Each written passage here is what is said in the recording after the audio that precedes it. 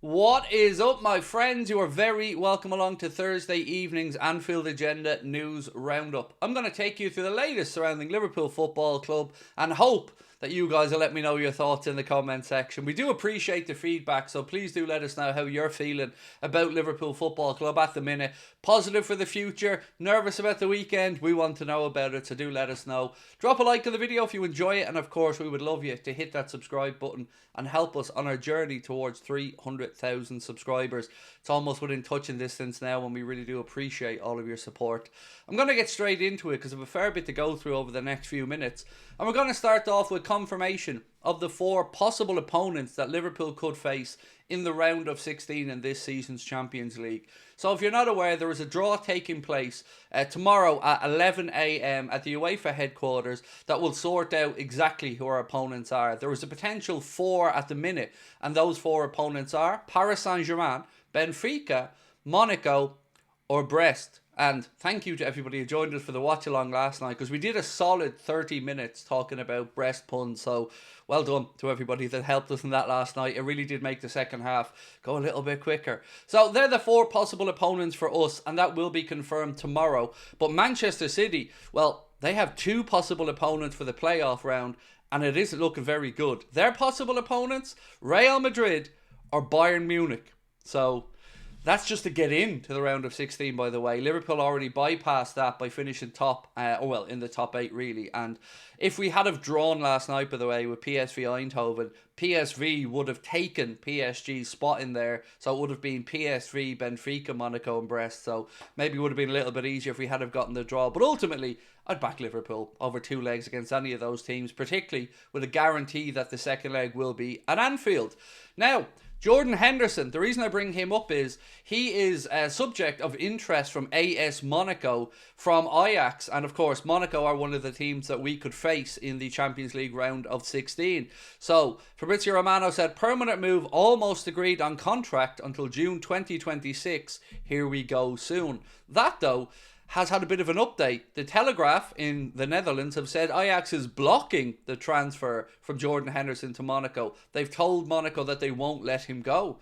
So let's see what happens there. Will Fabrizio be right and get to Here We Go, or will Ajax block that transfer? Now, let's talk money for a moment, because you're probably wondering what I mean by cash bonanza on the title of this video. Well, due to Liverpool finishing as Champions League group winners, the Reds have sealed the highest amount of £82.7 million, or just over €100 million. Now, it's good to see that we're already starting to see some question about the spending, because The Athletic today put out an article saying Liverpool have enjoyed a Champions League cash bonanza. There you see where I got the title from. So will FSG start spending it? Let's know your answer to that one, because truthfully, I don't know. I don't think anybody does at this moment in time. We know that it's looking very, very unlikely we do anything before the window closes on February 3rd. But what will our owners do with all of this money that Liverpool have generated from this season's Champions League? Let me know your thoughts on it in the comment section, because Arne Slot, well, I'll move on to him now in a minute, but he thinks Liverpool are in for a potentially big summer. More to come in a minute. A bit of breaking news around Florian Plettenberg with a name that we spoke about over this transfer window, Stefanos Tsimas. He's leaning towards a move to Brighton, according to this piece, in the summer after talks with their coach Fabian Hürzeler. And it also looks like there is going to be movement from Evan Ferguson. It looks like he's going to go out on loan. Plenty of clubs looking at him. Bayer Leverkusen and Xabi Alonso, one of the clubs looking at him if they move on Victor Boniface. So keep an eye on that one. It looks like strikers will be sorting out the tail end of this transfer window, because lots of clubs looking to get a number 9 in. We'd seen Aston Villa's bid for Ollie Watkins, which was turned down.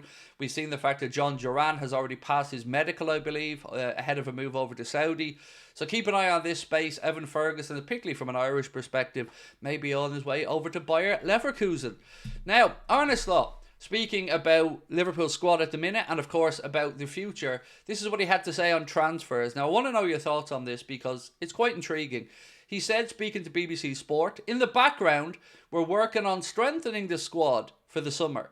That would mean that for the upcoming years, we'll be able to challenge for every trophy we're playing for.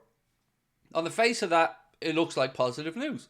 It looks like Liverpool are going to be strengthening in the window in the summer, significantly strengthening, as Arne said, to allow us to challenge for every trophy for years. But there are alarm bells going off in my head, because we know the obvious elephant in the room here is, are we going to be going to strengthen because we just need one or two? Or are we going to go and strengthen and improve for years to come because we're going to let Mohamed Salah, Virgil van Dijk and Trent Alexander-Arnold walk out the door? Truth is, at this moment in time, I don't think any of us can say one way or the other what is going to happen. But what we can say is, we are here now, about to start February. So it's February, March, April, May, June, and then those boys are out of contract, and we are still no closer to any deal being agreed between Liverpool Football Club and these three players. And speaking to Liverpool fans, as I do on a daily basis, many of them are starting to become more and more concerned about the possibility of just what I've spoken about. These two gentlemen, Mohamed Salah and Virgil van Dijk, being allowed to leave, and then Trent maybe choosing to leave to go to Real Madrid. So I'm very concerned about it. I've no problem with us not spending in this window if there is a plan in place for the summer, but that plan has to include Mohamed Salah, Virgil van Dijk, and let's see about Trent Alexander-Arnold. But certainly with those two gentlemen, there's no replacing them with anybody in Europe at the minute that's going to come in and allow us to continue to go from the position of strength that we're in this year. I'm very confident we'll see us win the Premier League and get that one over the line, and you never know in the Champions League. So I think we're going to have a good end to the season. But we don't want it to be a flash in the pan, right? We want Liverpool to not just challenge, as Arna said here. We want Liverpool to look like they want to win every single league title for the next 3-4 years. And to me, you don't do that by going straight into a potential rebuild in key elements of the squad. Virgil van Dijk's the best centre-back in Europe. I think most of us would agree with that, if not top three, and I don't think you can argue with that one. Mohamed Salah right now is on potential Ballon d'Or form. He could break Thierry Henry's 20 goals, 20 assists record in the Premier League. There are so many reasons to just add the 2-3 players we need in, and then start to bring through a young centre-back or a young forward over the extension period for Mo and Virgil.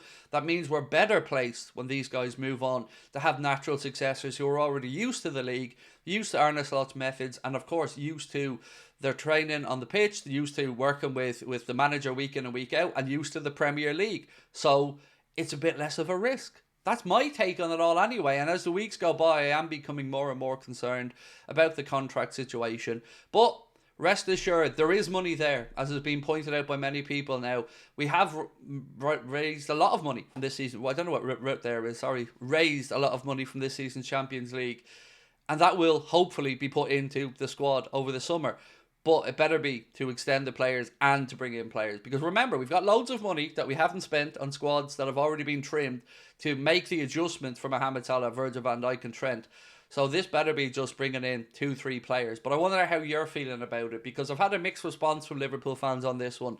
Some, like myself, concerned that this could be the bye-bye to Mo and Virgil. And I think that could be it. If they let Mo and Virgil leave and Trent leave in the one window, I don't think there's any way back for FSG. And I say that sincerely. I think this could be the thing that causes Liverpool fans to really speak up in numbers and droves, because I can't imagine it. I just can't imagine those three going in one window and it being something that the club can sell as a positive in any way. Let me know how you feel. Maybe you think differently to me, and I do appreciate all your input. I'll be back tonight at 8:45 with the Late Night Agenda, where I'll try to remember how to speak for that one. So I appreciate you being with us, and thank you for all of your support as always. We'll talk to you soon. Bye-bye.